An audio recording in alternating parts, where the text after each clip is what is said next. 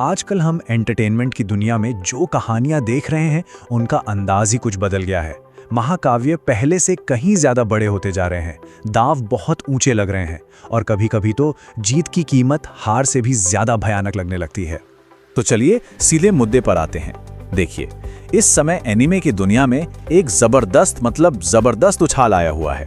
ये अब बस कुछ लोगों का शौक नहीं रहा, ये एक ग्लोबल कल्चरल फोर्स बन चुका है। और मजे की बात यह है कि ऐसा लग रहा है कि ये तो बस शुरुआत है। और ये सिर्फ हमारा कोई विश्लेषण नहीं है, ये एक फीलिंग है जो हर तरफ है। रेडिट जैसे फैन फोरम पर जाएंगे तो पता चलेगा कि लोग इसी तरह की उम्मीदों से भरे पड़े हैं। सब महसूस कर सकते हैं कि कुछ बहुत बड़ा हो रहा है। और देखिए, इस उत्साह के पीछे ठोस वजहें भी हैं। नेटफ्लिक्स जैसे बड़े प्लेटफॉर्म्स एनिमे में इतना पैसा लगा रहे हैं कि वो क्रंचीरोल जैसे पुराने नामों को सीधी टक्कर दे रहे हैं। और साकामोटो डेज और सोलो लेवलिंग जैसे शो तो रिलीज होने से पहले ही जबरदस्त चर्चा में हैं। और तो और अब तो वेस्टर्न स्टूडियोज भी ऐसे एनिमे बना रहे हैं जिन्हें क्रिटिक्स से भी शानदार तारीफें मिल रही हैं। और बात सिर्फ पॉपुलैरिटी की नहीं है, बात क्वालिटी की भी है। एक उदाहरण लेते हैं, नेटफ्लिक्स का टर्मिनेटर 0, एक वेस्टर्न फ्रेंचाइजी पर बना एनिमे और रॉटन टोमेटोज पे स्कोर 96%। ये इस बात का पक्का सबूत है कि ये मीडियम आर्टिस्टिक तौर पर भी अपने पीक पर पहुंच रहा है। तो एनिमे के इस गोल्डन एज के बीच एक कहानी है जो सबसे अलग घड़ी है। एक ऐसी कहानी जिसने ना सिर्फ अपने फैंस को हिलाकर रख दिया, बल्कि शायद हमेशा के लिए बदल दिया कि एक महाकाव्य कहानी कैसी हो सकती है। जी हाँ, हम बात कर रहे हैं जुजुत्सु काइसन के शिबुया इंसिडेंट आर्क की। तो अब सवाल ये उठता है कि अगर हम एक नए गोल्डन एरा में हैं, तो वो कौन सी कहानियां हैं जो इसे चला रही हैं? क्या ये वही पुरानी अच्छाई बनाम बुराई वाली कहानियां हैं, या फिर कुछ ज्यादा गहरा, कुछ ज्यादा कॉम्प्लेक्स हो रहा है? इस सवाल का जवाब इस एक नाम में छिपा है, जुजुत्सु काइसन का शिबुया इंसिडेंट आर्क। दोस्तों, ये सिर्फ कहानी का एक हिस्सा नहीं था, ये एक भूकंप था जिसने पूरी फ्रेंचाइजी की नींव हिलाकर रख दी थी। तो फैंस की नजर में ये सिर्फ एक और लड़ाई नहीं थी, नहीं, ये एक एक्सपीरियंस था, एक ऐसा क्रूर, एक ऐसा दर्दनाक एक्सपीरियंस जिसने सब कुछ बदल कर रख दिया। जैसा कि एक फैन ने कहा, ये पूरी तरह से अथक, क्रूर, गड़बड़, रोमांचक और निश्चित रूप से गेम चेंजिंग था। तो असल में हुआ क्या था?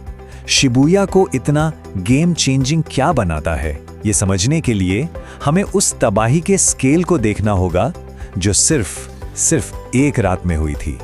शुरुआत हुई हीरोज के सबसे बड़े हथियार के खत्म होने से। सटोरू गोजो, जिसे कोई हरा नहीं सकता था, उसे कहानी की शुरुआत में ही सील कर दिया गया। जरा सोचिए कि सुपरमैन किसी फिल्म के पहले 15 मिनट में ही कहानी से गायब हो जाए। ठीक यही हुआ था। फिर आए इमोशनल झटके। केंटो ननामी, एक ऐसा कैरेक्टर जिसे फैंस बहुत पसंद करते थे, एक तरह का मॉरल सेंटर, उसे मेन कैरेक्टर यूजी इटाडोरी की आंखों के सामने बेरहमी से मार दिया गया। ये एक साफ मैसेज था, यहां कोई भी सेफ नहीं है। और ये तबाही यही नहीं रुकी, ये मौत से भी बदतर थी। मेन कैरेक्टर्स में से एक नोबारा कुगिसाकी इतनी बुरी तरह घायल हुई कि उसकी हालत आज तक पता नहीं है। दूसरे जरूरी साथी कैरेक्टर्स ने अपने हाथ पैर खो दिए, जिससे उनकी लड़ने की ताकत हमेशा के लिए बदल गई। ये कोई मामूली चोटें नहीं थी, ये परमानेंट, जिंदगी बदल देने वाले नतीजे थे। और सबसे चौंकाने वाली बात यह है कि ये सब बहुत तेजी से हुआ। शाम 7 बजे से रात 11:30 के बीच, मतलब 5 घंटे से भी कम में हीरोज की दुनिया तबाह हो गई। हजारों आम लोग मारे गए और टोक्यो का एक बहुत बड़ा हिस्सा मलबे में बदल गया। ये हफ्तों या महीनों तक चलने वाला युद्ध नहीं था, ये एक ही रात में आया एक ऐसा तूफान था जो सब कुछ तबाह कर गया। इस कहानी का दर्शकों पर जो गहरा इमोशनल असर हुआ, उसे शायद एक फैन की ये टिप्पणी सबसे अच्छे से बताती है। शिबुया 1110 दर्द। ये सिर्फ एक्शन नहीं था, ये असल में दर्द था। लेकिन शिबुया की असली खासियत सिर्फ तबाही में नहीं है, ये उसके बाद जो मनोवैज्ञानिक असर हुआ उसमें है, खासकर मेन कैरेक्टर यूजी इटाडोरी पर।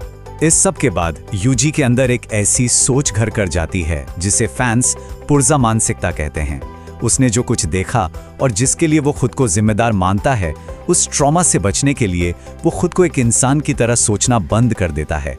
वो बस एक मशीन का पुर्जा बन जाता है जिसका एक ही काम है, लड़ते रहना, बिना कुछ सोचे, बिना कुछ महसूस किए।